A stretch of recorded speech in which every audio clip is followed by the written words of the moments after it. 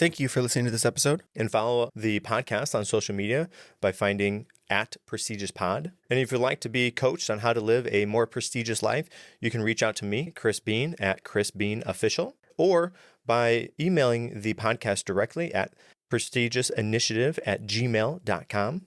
Lastly, sign up for our newsletter either through social media or on our website. This is the Prestigious Initiative. Welcome. I'm Chris Beane. Today, my guest is somebody who I've known both as a friend and as an inspiring example of resilience, Bri Haug. Bri is the mom, wife, and owner of her own tattoo shop. But what really stands out is the way that she approaches life, business, with integrity, equality, and a deep respect for self-care. So in today's episode, we're going to talk about what it means to run a business while being truly present with your family, how to prioritize your mental health in the middle of everyday challenges, and why goal setting and time management is so important for creating a balanced life. Bri, welcome to the show. Thank you for having me. I'm happy to be here. Now, Bri, why would somebody want to listen to our conversation here today?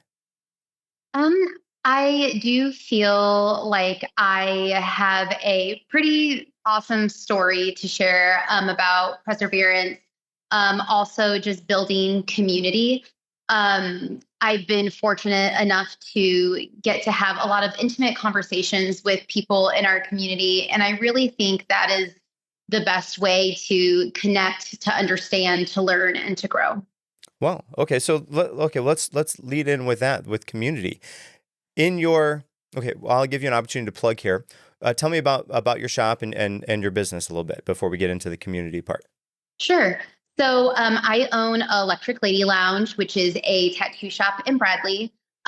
We are an award-winning tattoo shop for the past 5 consecutive years. We've been voted as the best small business, best tattoo studio, best cosmetic office, and as of last year, the best small business, but on a grander scale.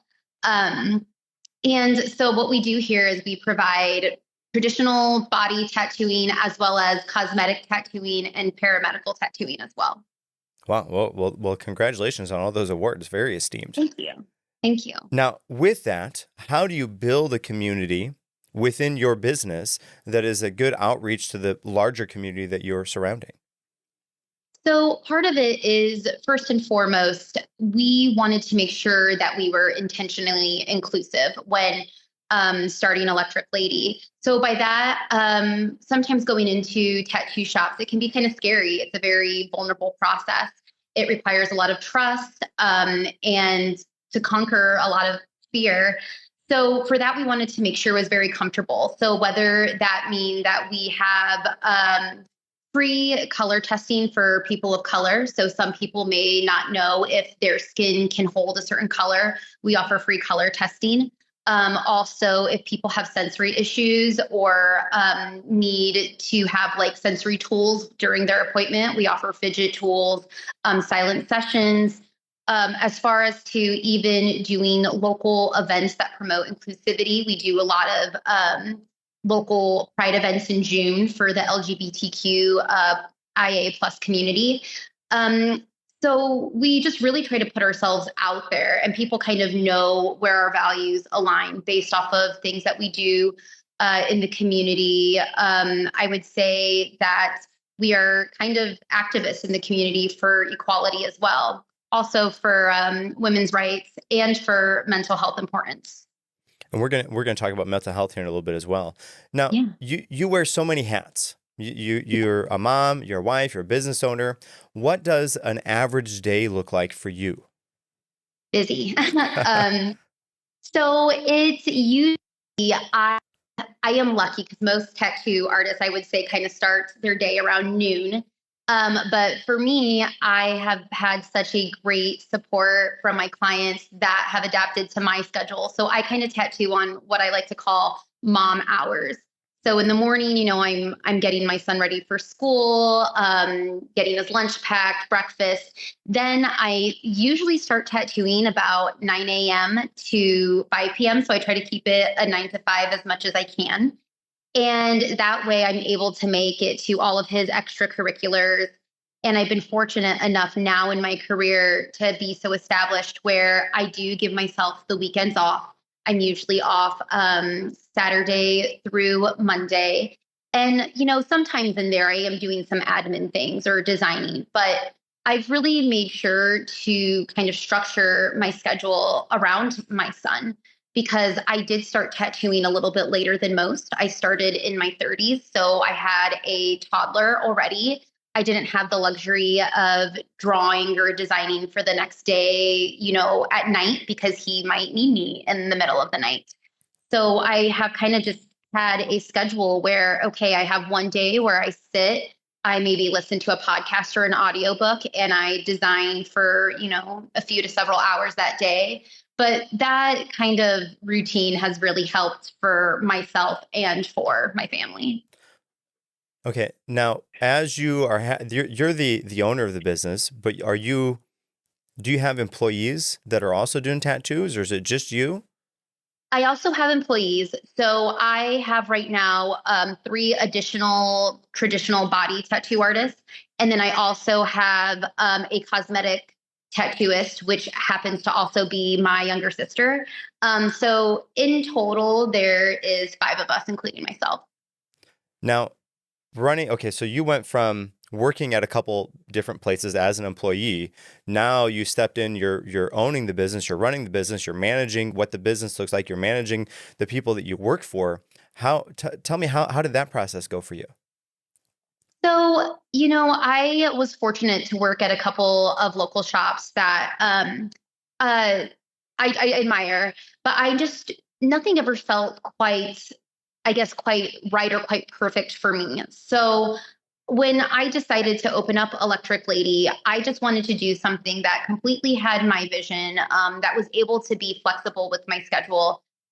Just again, whereas when I was working for other people, I maybe had to work, from 10 a.m. to 7 p.m. And even if I was doing a considerable amount of tattoos, I would still have to be there those hours, which was kind of difficult for me and my schedule. So now that I own my own business, I make sure to make that same flexibility for my coworkers as well.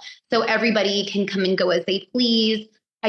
Most shops like to take a percentage, whereas I just do a flat booth rent because I want people to have the comfort to come in and, get the money that they earn.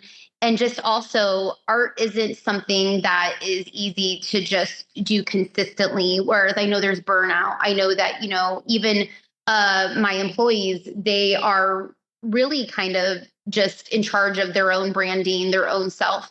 So I like to give that flexibility.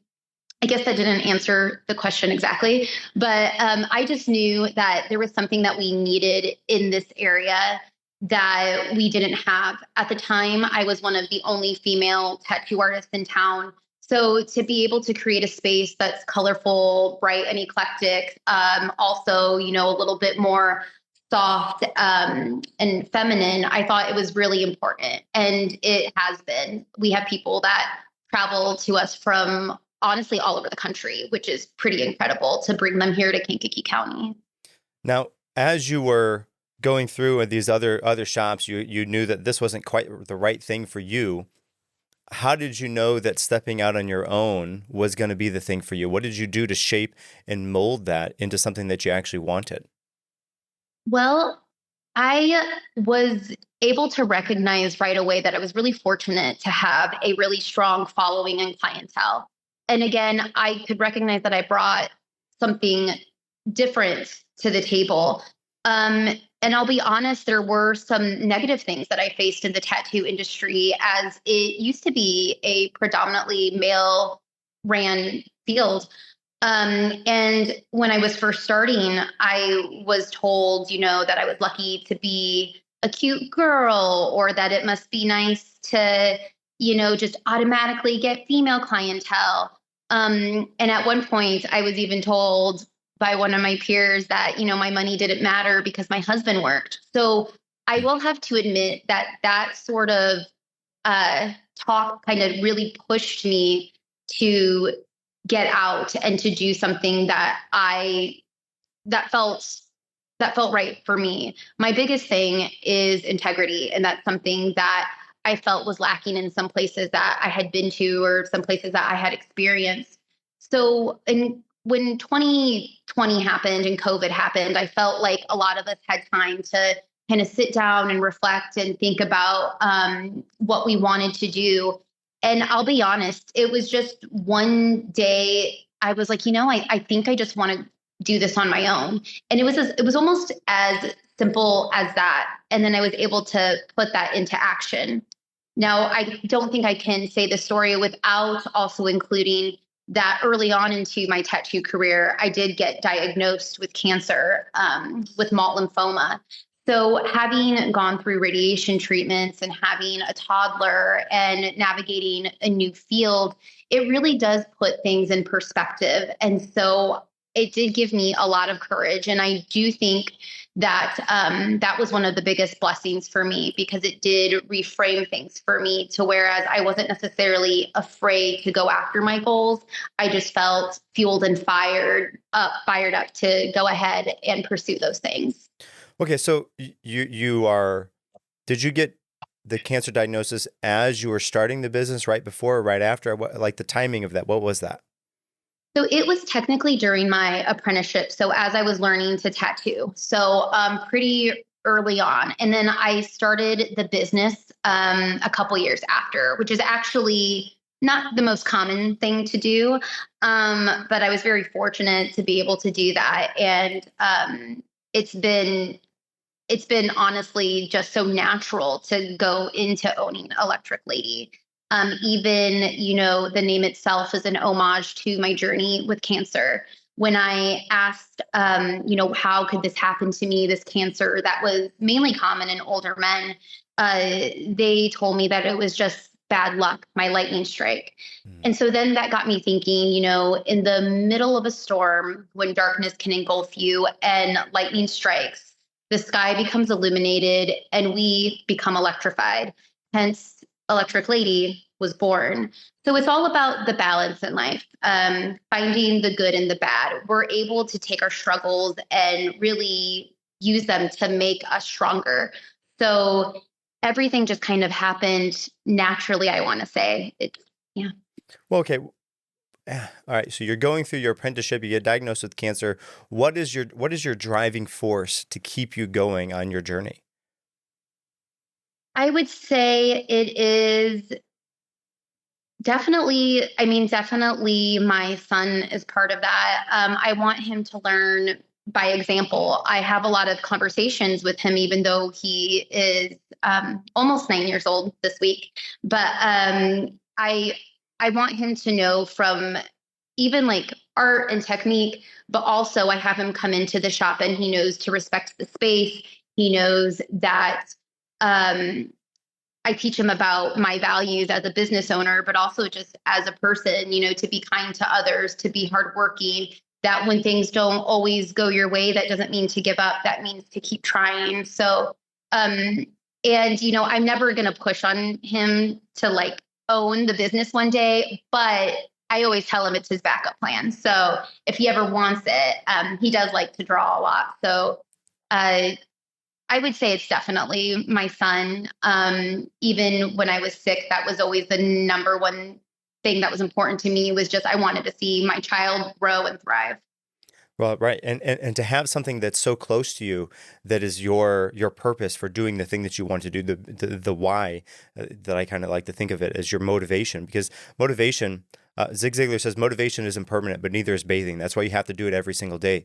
But if you have a why, something that is the meaning, the purpose, the driving force behind doing the thing, then motivation is going to be there later on for you. Like everybody sits around and they wait to be motivated. They like this motivation is this magical mystery mojo juice that everybody just has. That's not necessarily how that works at all. Motivation actually follows action. So by putting some sort of action down, then you become motivated later on. But you had your driving force that was your why, your son, that was the driving force to help to get you to do the next things and to keep going. And then you now are the example for him. Absolutely. And I like that you said that because even now, and I think anybody can relate to this, that there are days that are harder to go to work. There are days that it's harder to be a business owner. It's hard to not feel some of the pressures of the world and what's happening right now with current events. But I do have to I do give myself time to reset and reframe. But then again, it is kind of those small moments that get me, that kind of push me through to keep going. So with my son, even just sometimes where he'll just make me laugh and it kind of just gets me out of the funk I'm in. But I think, yeah, it's important there is no secret way to have motivation. You just kind of have to persevere and keep going. And sometimes the more you have to persevere, the more motivated you become, because that gives you a more of a backing. And the cool thing is, at some point you get to a point where it's like, oh my gosh, why am I keep doing this? What, I'm so burnt out. And then if you could just turn around and look at behind you at all of the things that you've accomplished over your time, then you're like, wow, yeah, of course I'm going to keep going. Look at all these things that I've done. Look at all these accomplishments that I've already had. Who knows what's going to be in the future, but I know that I'm doing what I want to do. And I know from my past, all of those things that have led me to the point that I am now, that can be another motivating factor, another why to continue on that path. And definitely a huge why for me is I do acknowledge that I am not only responsible for, my income or my business, but my business impacts my employees, which are some of my closest friends, also our clients. We have such a unique space that people come in here when they're just having bad days, when they want community, when they want to be around like-minded people. And I do recognize that Electric Lady has, I will say, set the bar for other small businesses, other tattoo shops, as far as being vocal about being welcoming, being inclusive. And it's interesting because I never thought that opening up a tattoo shop, I would also kind of go into activism, but it really did kind of become that. So we hold huge events that raise funds for non-for-profits. And also we're just very active and vocal about offering resources if people need it here in the shop. There's resources for Harbor House. There's resources for mental health hotlines. I really just feel like if people took the time to have conversations with one another and be neighborly, it would change the world, because half the time people just feel misunderstood. They don't feel seen. So here, if you want to, we let you leave feeling more confident in your skin with a visible tattoo. But what's almost more important to me is the conversations that I get to have with people where they're sitting in my chair for 2 to 4 hours and we're able to just be vulnerable and talk. And, at the end, they do get to leave with almost like a little visual, memory of that. But it's just, I do recognize my why is my community. Absolutely.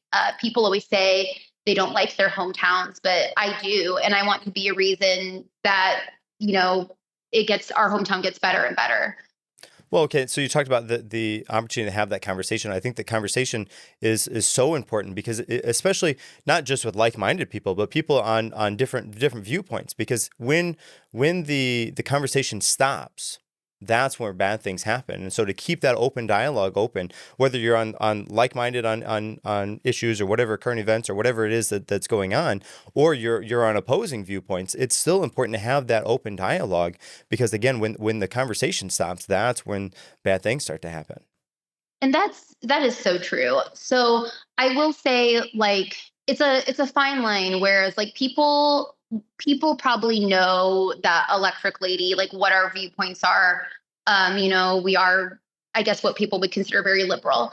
But we welcome all types of people here. When I say equality, one thing that I think people forget about with equality is it means all. So you're right. It's not just like-minded people. And so, of course, we don't condone any sort of hate speech or anything like that in here. But I do wish that people would take the time to have those conversations and just listen to each other without so much aggression. I feel like that's something that is a big problem, that people so badly want to get their point across. But if you don't respect the other person, like, why would they listen to you? And we can learn from each other with different points of views. Not everybody had the same, I guess, we're raised the same. So some people might be, for lack of a better word, ignorant about certain, viewpoints or policies or whatever, because they simply just didn't have exposure to those things. So I do think it's important to have conversations with all types of people.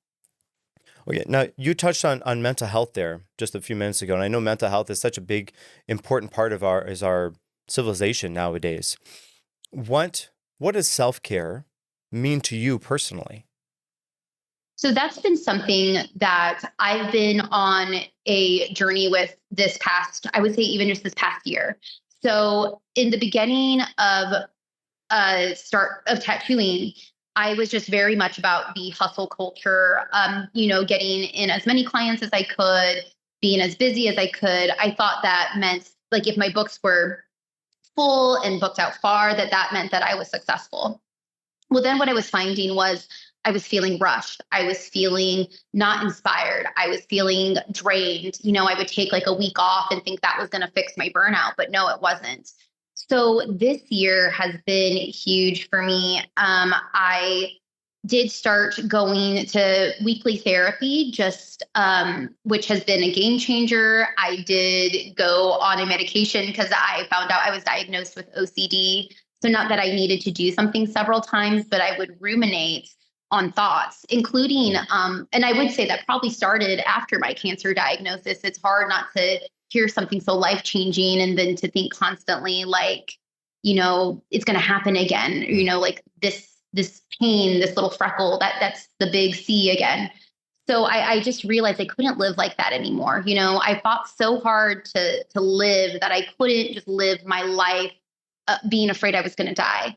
So the self-care has been a game changer. I wish everybody would take some time to do something that just lets them reset, something that just is for them. For me, that first started with gaming on the PC. I'm not even a gamer really, but I started gaming with my cousin online, and for just a couple hours at night after my son was asleep, it would be fun, nothing that was work related. Then now that's kind of changed to where I really enjoy going on nature walks with my dog. I love to read, and just anything I think that takes us off of like social media and off out of work mode to unplug, I think is so important.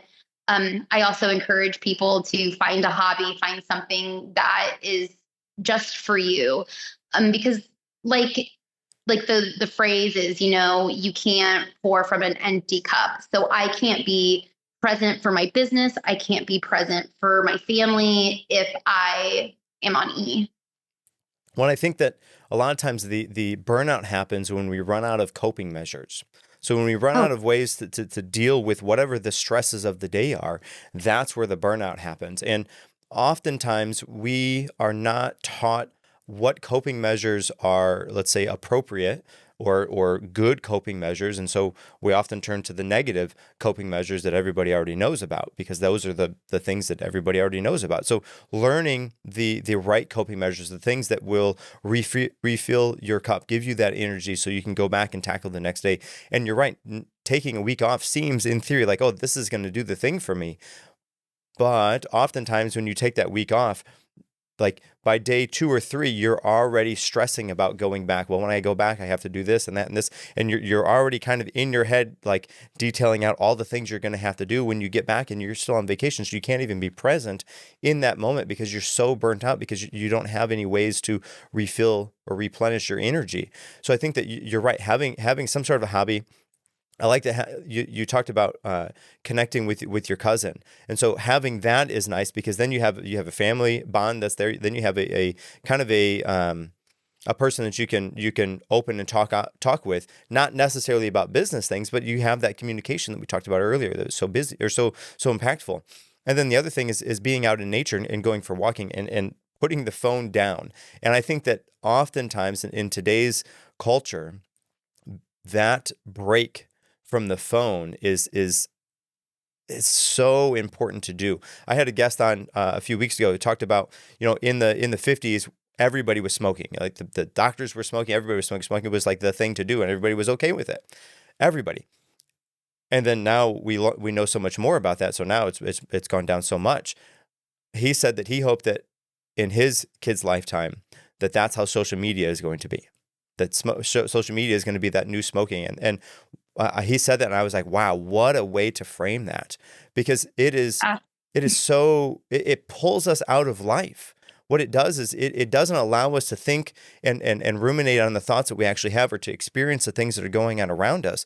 We get so caught up in, we're watching, we're scrolling, we're on the phone, we're just swiping up and up and up, or sideways, or whatever, however the apps work now. But all of those are, okay, we have to realize that what we're seeing on there is the prim and proper best version of whatever that thing is. That video has been recorded 5 times. It's been edited 4 times. If it's a picture, it's got all kinds of shading on it. They turned it just at the right angles, and it's got all the filter. That is the best version of their life. That's not actually what's going on. That might be what they want to have going on. That's what they want for people to think about. But when we see those things, especially at a young age, especially with kids, you see those things, you think that's how life is. Well, I'm not there, so I must be failing. And that leads to that feeling of burnout or feeling lesser than. So having an opportunity to set that down and go out in nature and do a walk, oh my gosh, how beneficial is that? Yes. And I'm still like, I can tell for myself, or even for my son, if he's been on his iPad too much, or if I've been doom scrolling too much, we both get cranky, and I can see it. So it's, I wish I didn't need social media for my business, because I would probably be off of it. But I have been, implementing those boundaries with, time management on being on there. And even in times when I am feeling kind of in a funk, when I am feeling a little depressed, I do get on there and I will talk to my clients in my stories and say, hey, listen, things have been kind of rough lately. If you're feeling this way, you're not alone. I like to be transparent and vulnerable in those feelings. So I'm not just showing like all the highlights of my life. But I do think I do hope that like, social media at some point would maybe go away or be less. I unfortunately don't know if that's going to be our future. But even now too, with things like AI, that's something that I don't think people understand how detrimental that is for our society, not only because of the energy resources it uses, but now you're taking away the simple things of either creating a picture, hiring an artist, writing a caption. I had someone respond to an email to me, and they copied and pasted the AI response, but they forgot to take out the AI generated thing at the bottom that said it was made with AI. And I thought that was so silly, because it was a simple sentence, like a very simple sentence, like, okay, yeah, I'll see you Thursday. But it's like, why? And like, why can't you just use your brain for that? Because I think that's the one thing that we're lacking right now as a society, is that connection. And connection is more than just a quick thing that you can type on someone's picture or whatever. It's people get more brave. People maybe don't, think to actually go and reach out and have like human connection. I mean, we can see it even like mall culture is gone. People don't shop in stores anymore because people do everything online. And I just, I miss how we grew up. We were very lucky to grow up in a time where I remember the first time I went online. I remember life before the internet. So I definitely try to make sure my son has just limited screen time. I will tell him, go touch grass. I'm glad he's involved in more, like many activities just to keep busy. But I will say too, I'm lucky to work with people that have those same views, and we kind of all keep each other in check. Like, okay, I'm not going to be online so much. We're going to try to hang out more, do something where it's actual real life. Okay, so you brought up AI, and that's a good topic, especially with you in the world that you're in. I remember hearing a story. It was about time travel and how like it doesn't necessarily make sense. Where like if I time travel to the future and I see a book and I bring it back to the past and I write the book and I publish it, but the thing is, like when I went to the future, I didn't see the byline. The byline was from me. So if I go to the future, I take a book that was written by me. I come to the past and I publish that book. Where did that information come from? And like that to me is sort of the essence of what's going on when people make things with AI. Like, where does that information coming from? And then, especially as it relates to art, how much of, because like the AI is trained on all of the things that like are out on the web already. And in one sense, AI is like an advanced version of Google search, right? Because it's just taking all the things you're writing, it's just putting words together. It doesn't actually have any sort of thought process. It's not like thinking about what's going on. It's just, okay, these words match up. Yeah, this kind of makes sense. Pow, there it is. But as it relates to art, my sense is what it's doing is it's, let's say, stealing bits and pieces of other people's art and kind of making a mashup of all of those, and then here it is. And what I think it's like, the rule is it has to be 10% different in order to be considered not copyright infringement or something, especially on artwork. So perhaps maybe that would be the case, but it's just taking, like, a human could do that. A human could get inspiration from this and that and this, but inspiration on a human side is much different than a generative AI actually stealing this and just like pushing them together. Okay, here's the thing you wanted. Yeah. And I mean, it is basically stealing other people's artwork, combining things. And then it even has this more of a waterfall effect. So, okay, it's stealing art. Now, I have seen some tattoo artists that they won't even use it as a reference. So as a reference, I need to look at the picture. Okay, I'm going to redraw that in my style. No, they're using that exact image to then tattoo it. And I mean, that's something that's permanent on someone's body. I think it should be a custom drawing. Also, now it's taking away the art from tattoo artists. And the AI is not perfect. So it doesn't know, okay, these lines are going to be too close together to actually tattoo. So now over time, those lines are going to spread in the skin and it's going to be one big blob. And if it's a new artist who hasn't given themselves the time to learn the technique of drawing, they're just going to use AI. Well, how do you think that's going to apply in the skin when it's even a more difficult medium to use? So it really is taking away the integrity and art. And then now I am seeing we have such an overabundance of tattoo artists. And this was something that I was preaching even a few years ago, saying, hey, maybe stop hiring all these new people. Maybe people shouldn't be opening up all these new shops, to some of my peers, because now I find that some of my peers are struggling, and really the whole tattoo community, like worldwide. I see people that have been tattooing for 30 years say this, that they're struggling because there's so many artists out there, but it's artists that took an easy route. Whereas what I had to do, I did a traditional tattoo apprenticeship, which could be anywhere from 2 to 5 years. I had to earn my spot through learning, drawing, studying, watching someone tattoo. And so it is harmful in so many ways. And again, it's just integrity is that word I always like to remember. It's like, don't you want to have integrity and put, like, how special is it someone chose you to put your art on them? It's very much a collaboration. And to just go and steal from someone else, it kind of takes out all that meaning to me. Well, what I found is people who take the easy road, like overnight, overnight success is often followed by overnight failure if they don't have the backing to back it up. So like people that, let's say we were just talking about social media, people who post content like consistently for years and years and years, and then eventually do something. Okay, great. That's good because you put your time in. But if you hit 2 videos, you send them up and pow, they get 1 million views. Whoa, all right, great. You're an overnight sensation. But if you don't have the work ethic, if you don't have the time involved, if you don't have the compassion to continue doing that thing, that's going to be all for naught. So I think if it happens in such a short time, it just overnight success, and then it's going to be a drop off on the other end. And especially in the world of tattoo, because it seems like but there's actual technique and more than technique. There's stylistically the things that separate you from other people.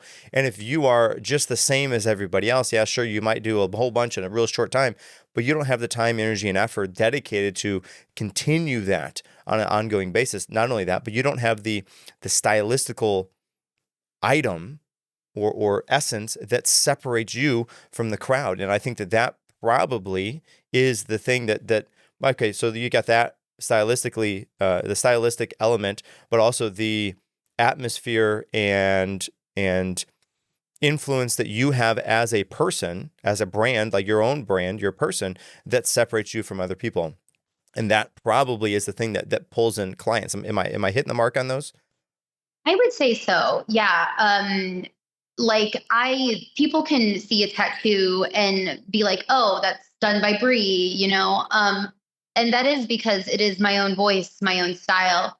And I just, it's like, you are right. Like people that think that, okay, I'm going to do this really quickly. They don't necessarily, they usually don't last. So that's something that I do try to tell myself, because in the beginning, it would bother me so much. I would be really like loud about it and vocal. But then I realized, okay, you know what? I need to focus on myself and my circle and make sure that my people are working with integrity, because it will outlast the people that aren't. And it shows in the work. And like you said, it's not easy to maintain. So if someone is used to taking the easy way out, then they're not meant for this industry. I mean, it's more than just like drawing. It's also, it's drawing, it's technique, like you mentioned. The technique goes as far as to which machine to use, at which speed, at which power, at which weight, which angle to hold it, at which depth of the skin, how long to stay in the skin. It's so much more. And then it then extends on to branding, to how you work with people. So it's, yeah, I definitely, again, in this time of growth for me as a business owner, it's been about focusing on quality and also focusing on my space and what I'm creating rather than others, and giving myself the time to refresh. And to find your voice and then share that with others. Oh yeah, absolutely. Okay. Now, as a mom, as a business owner, there's sort of a duality there, because a lot of times the business inflows or overflows into the home life, the business life, into the family life. How do you manage the demands of a business along with being present for your family? How do you make those things work together for you? It's definitely been a journey to figure out how to do that. So there has been times where I've hired an assistant to maybe answer my emails or to post on social media for me. I found that was a little difficult for me because I have a very specific vision I want, and I like to be very prompt when answering. So then now I've kind of made it where, I just try to really make sure that I'm focusing first at home and that I get to my phone later to answer those things. And so usually for me, it's like anything that when I'm here at work, it's like it's purely work time. I try to get as much done here as I can, inventory, whatever I may need to do. And then as soon as I get home, I make sure that I'm available to be present for dinners, any extracurriculars for bedtime.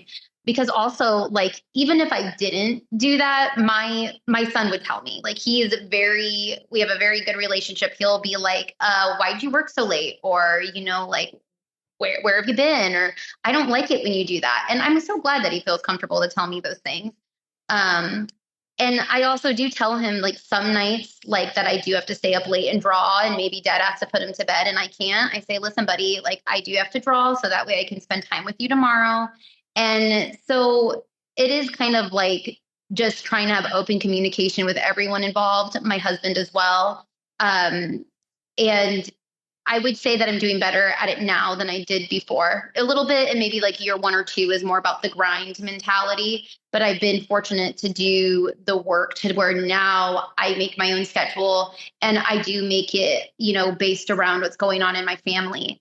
Even my dog's birthday is in 2 weeks, and I'm going in later that day just so I can guarantee that he gets his walk at Perry Farm and I can spend a little bit of time with him in the morning. And I've made sure, even though I've had some people ask about that date specifically, to block out that time. So for people that struggle with that, like I do, you have to put it in your calendar, like you're off, you're doing nothing, like schedule it, because I thrive on a schedule. So I've made sure to implement that for myself. Okay, so a question for you. Do you have a office manager, or that's the term I'm thinking of, somebody that like kind of manages over your like you talked about doing inventory, like making sure you have all of those things. Do you have somebody that does all that for you, or is that you? So that is me. I do have someone that comes, and I guess we would call her the shop manager, but more so she comes daily. She does deep cleaning. She makes sure that everything is, I guess, for general things for the shop. She does inventory. Now for my own specific materials, that's me. But that does help. Also, I've learned that it's okay to ask for help. So one of my coworkers, Kitty, she was my apprentice and I taught her. So during that time, it was great. She did everything for me because she had to in order to earn her spot.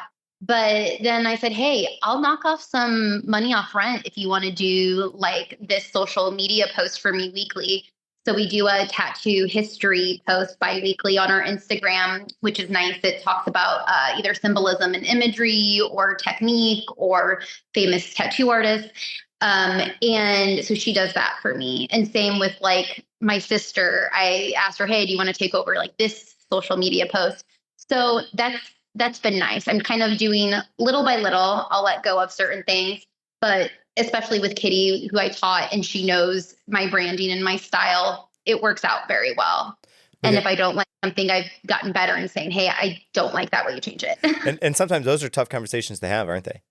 Oh, absolutely. Especially with and people that you know, like somebody that is like somebody new that you don't necessarily know. Okay, that's a little bit easier sometimes to have that conversation. But somebody you have a good personal connection with, that sometimes is a little bit more challenging to have those tough conversations with.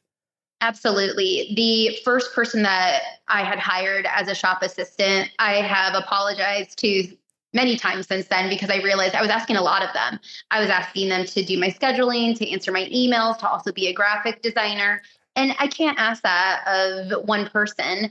And so I also think at the time, I just didn't recognize my anxiety of wanting to be prompt, my anxiety of thinking I needed to respond immediately to an email. And I still like to be prompt, but I don't need to do it right that second. So, yes, it was difficult to sometimes communicate that with someone that, it was my first time hiring somebody to help me. It was my first time letting go of the reins a little bit. Now I realize, there's certain things that I just like to do myself.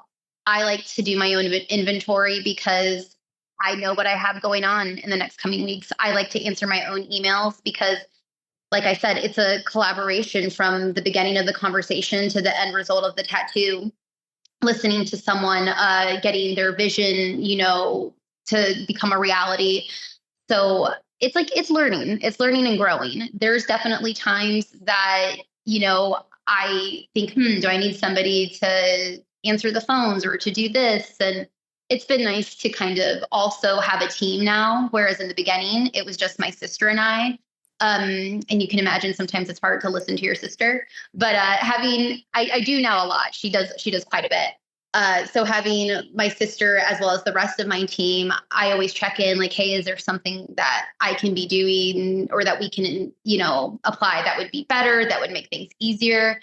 And I feel like finally we've really gotten a flow, even with our major events that we have, like our tattoo flash days where we get like a line going down to the street.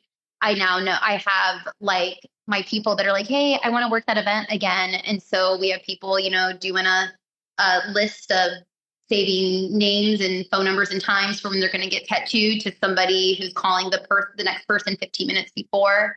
So it's finally becoming like a well-tuned machine. Do you have a weekly or biweekly meeting with your team? Not necessarily. Like there is a group chat where we'll say things, but I want to say that we are just really open and honest with each other. So where like I learn a lot from my coworkers, and I'm sure they learn things from me, but like I learned so much from them, and we just kind of like will throw out ideas into the room and see what happens. Like one of my coworkers, he is just so meticulous with his work and he knows everything from how to build tattoo machines that he's going to, be doing a little, I guess like a class for just our shop where we're all going to sit and just like learn like the techniques that he can teach us. And I think that's so important because sometimes people can get really like kind of gatekeeping all the information that they learn. But in here, it does feel like everybody has a say, everybody has a voice. And that's why when I hired and looked for artists, or when they came to me, I always wanted to make sure, of course, that they had, high quality standards of work or cleanliness, but more so that our morals and our integrity aligned. And of course, the better well-oiled your business is, that everybody that's there, the easier it is to, when you want to or when you need to step away for the night or for the whatever it is that's going on for your personal family life, then it's easy. Okay, yep, you guys have got this, and I'm going to go do this, and we're good to go. Oh yeah, and it's so comfortable that like even if somebody does have to leave, like for vacation or something, like we all watch each other's pets. Like it's it's so it goes beyond just like the workplace environment. And it's like lately it has been a little difficult just because I do work with a queer staff, and I work with people that maybe have to face some challenges right now with what's going on in the world. And I do recognize when my staff or myself were just kind of not fully, I guess, fully present, so to speak. So we do make sure to just kind of have those check-ins with each other.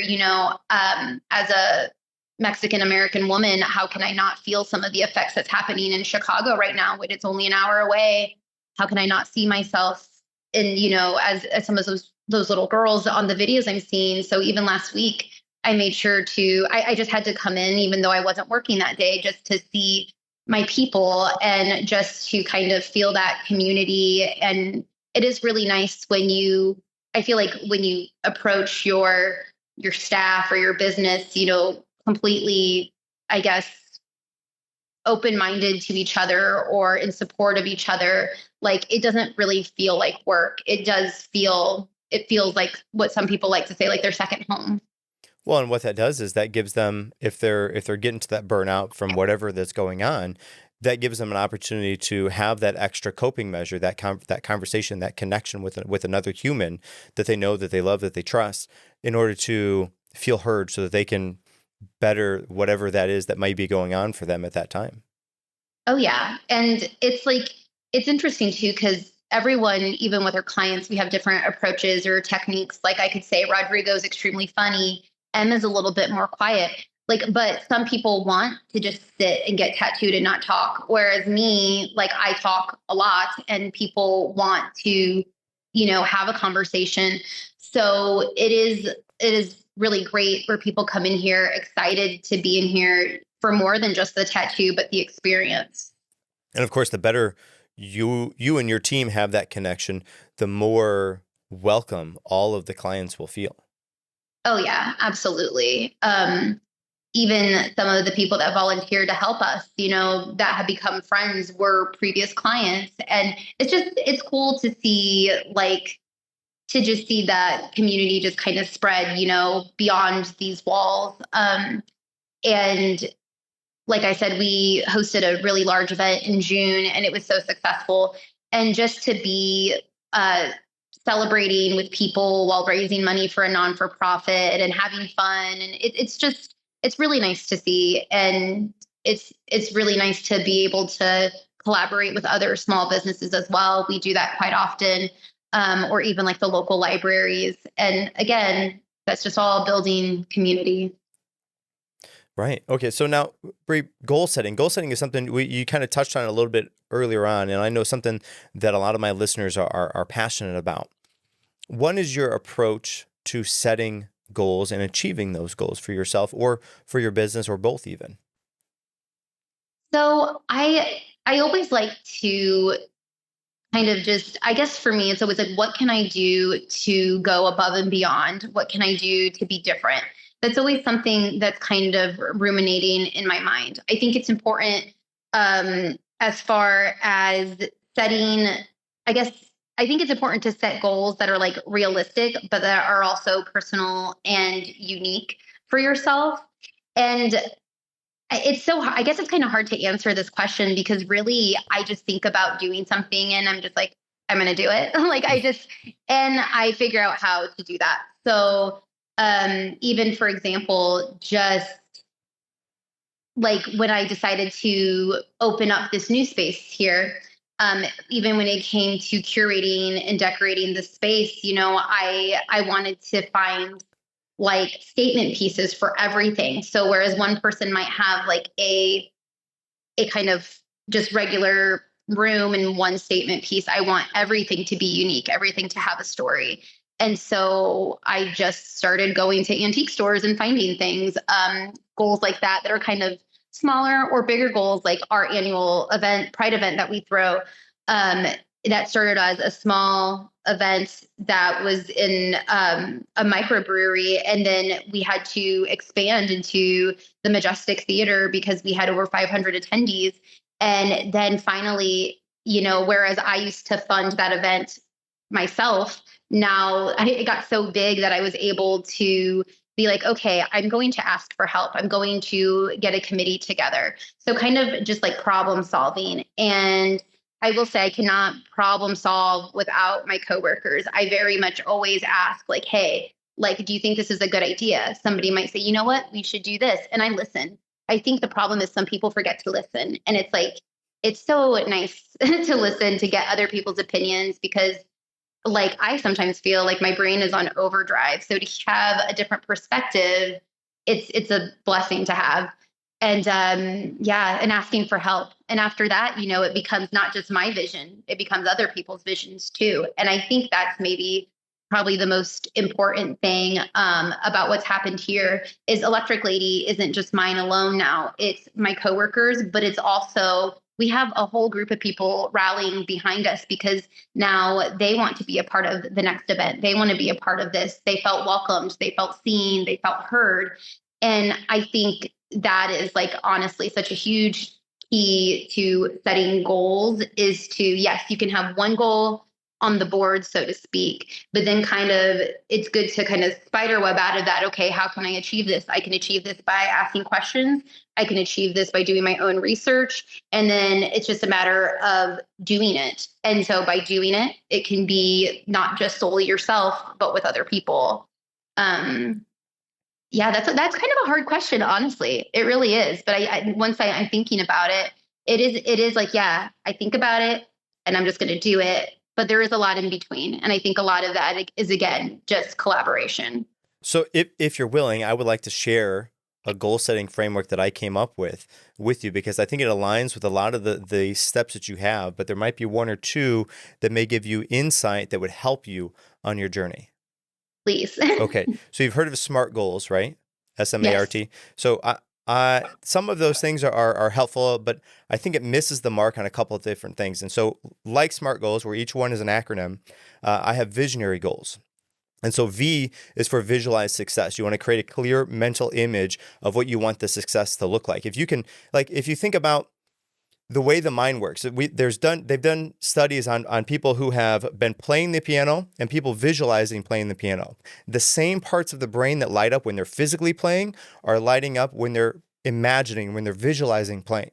So your brain can't tell the difference between what you're visualizing and what you're actually doing or seeing, which is key to this, because then if you can visualize what that success looks like to you, and when you visualize it, you want to create like that like a perfect day, perfect case scenario for you, and have as much emotion and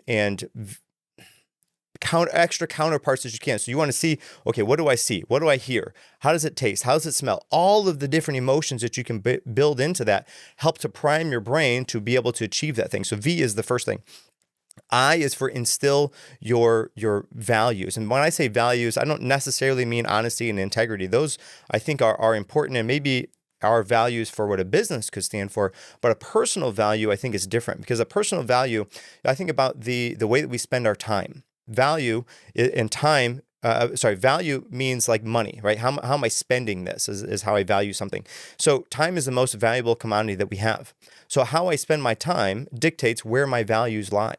And I value spending my time doing some things over doing some other things. Yeah, they're still part of the day. I still have to do them. But if I think about the different hats that I wear in a different day, week, month, or year, and I think about, okay, I like this, I like that, I like this, and I have a list of values as they pertain to me personally, if I can align my goal with those values, or even have a goal for each of those values, I think is wildly beneficial. The next thing is for set your why. That's the S. And we talked about that already. That why is the motivation, the driving force for you to getting up out of the bed in the morning. Like being motivated is one thing. Yeah, fine. But motivation follows action. So if you put some action down, then you're going to be motivated much later, much easier later on. But that why is the thing that will get you up off the couch to go do the thing.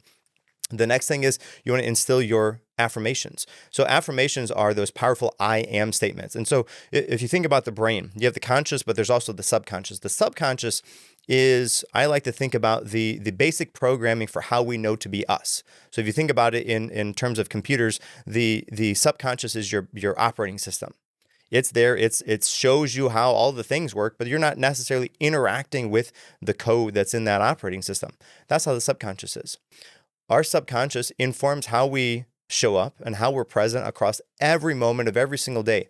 And a lot of those things are in our subconscious that we don't know about, that have been there since childhood, because anything that we hear before the age of 7, we hear, we accept as fact, and we shove into our subconscious. And those things inform us every day throughout there. And until we can take something from the subconscious and move it into the conscious, then we can't do anything about it. We don't even know that it's there. So those I am statements, those affirmations, are the conscious's way to speak directly to the subconscious, so we can kind of program that to line up and do the things that we want to do. Sorry, this is a lot, I know, but I think it's helpful. The next thing is O. O is for organized daily practices. This is like the how you're going to do the work. If people think of habits, habits to me is almost a naughty word, because people have been told like it's a set it and forget it measure. I don't want to set it and forget it. I want to do this with intentionality, with purpose, with dedication. So by saying practice, that primes me to say, I'm going to practice this with intention, with purpose, and with the desired outcome of achieving that, or to getting better at this.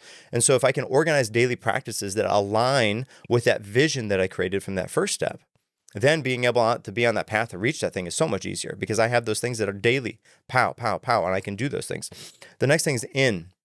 In is for navigate weekly check-ins, right? If we're on a journey to reach our destination, but we never check in, if we never look at the map to know where we're at on that journey, man, we're never going to get there. So to have an opportunity to check in weekly, and you can ask 3 questions. What did I do this week that moved the needle? Like what helped me? What did I do this week that maybe was not so helpful? And how can I get back on track if I need to for next week? Right? 3 simple questions. You ask those every week. Pow, you're on track. And just it's simple. Like you don't even have, I mean, I'm a proponent of writing things down and actually journaling, but you could just see those questions. Okay. Yep. Mentally. Yep. Okay. Yep. Okay. Great. And then you move on. The next thing is for A.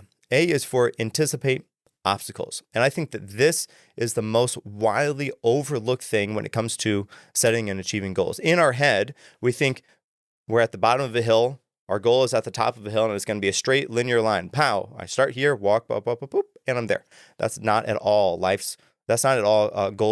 God's plan for our life. We have ups and downs, and it's like we're trying to traverse a maze that is full of locked doors and booby traps all around. Oh, and by the way, we have to do this blindfolded. That's kind of how it is trying to reach your goal. You know, you've been there. You know what it's like.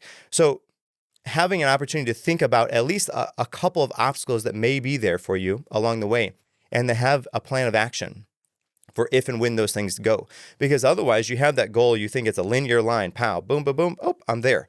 And then something happens, life gets in your way, you get thrown off course, you don't know what it looks like to get back on track. And sure, you may not think of the exact obstacle that's going to be there, but you may be able to put plan A and plan B and plan C together and form a plan D. Okay, great. Now I know what I need to do to get back on track. The next one is R. R is reveal comfort zone stretching. Comfort zone is a big one for me in particular. I think about the comfort zone like your warm bed on a cold morning. You can imagine this, right? Your alarm goes off, boop, boop. Okay, I'm going to snooze for a little bit. So nice and cozy. I'm just going to snuggle back up, snooze, chuck this thing across the room. I'm not getting out of bed today. And you stay in that comfort zone. You stay in that bed because it's nice, warm, and cozy. But if you stay in your bed all day, all week, all month, all year, not only do you not get any better, you not grow, you don't do anything, you actually will start to shrink and be a lesser version of yourself because you're not having those interactions with the people that are closest to you. You're not able to eat. You're not like all kinds of negative things happen from not moving outside your comfort zone. So if you can find out those key things that move you out of that comfort zone and then reach for those, and it has to be a reach. It can't be something that's easy to grasp, which means failure is going to be there, and failure is okay. Right? See, the T, so SMART, I talked about SMART. The T is for time bound, right? In the traditional goal setting. The thing is, if you set a goal that has a specific time end on it and you don't quite reach it, what does that make you? Well, that makes you a failure. You might be 2 or 3, 5 steps away. You're almost there, but you didn't reach it in your time. Okay, you're a failure. The culture impresses on us that failure is a negative thing, when failure really can be an opportunity for you to learn, to grow, to be better.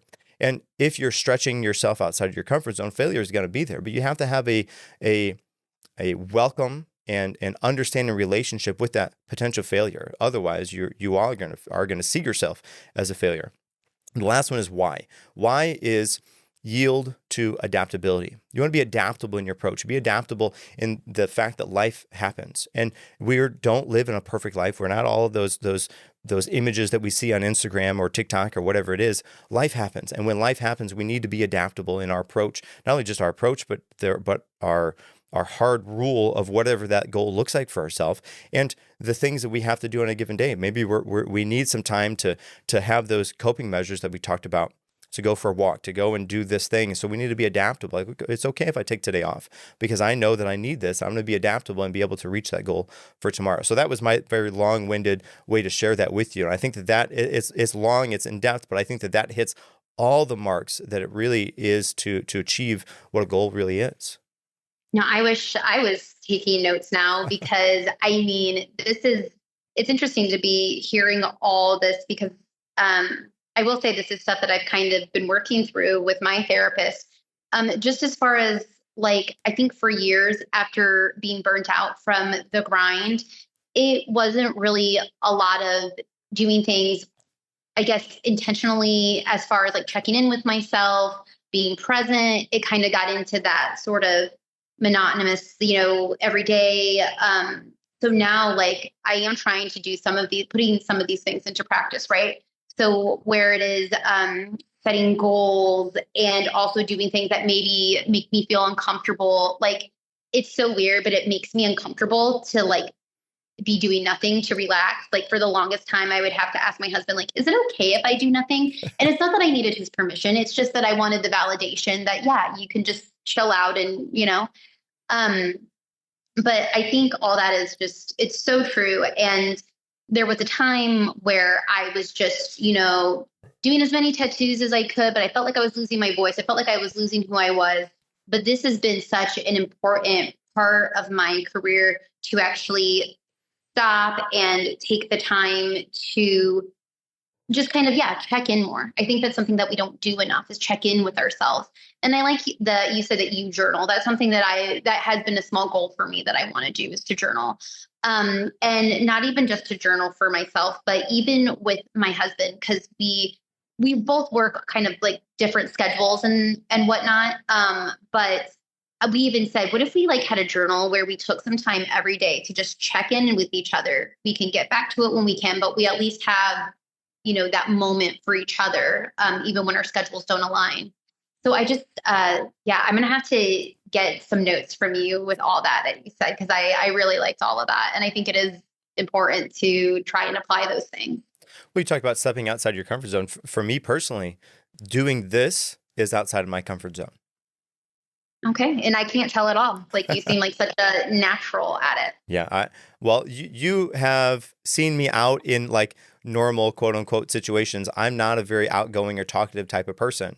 But when I do this, I have to. And not only when I do this, I don't always get to meet with people that I actually know. Lots of times I meet with people that I never know. Right. And I sit down and meet with them. Hey, hi, how are you? Okay, great. Hey, let's go. And then we just have an hour-long conversation.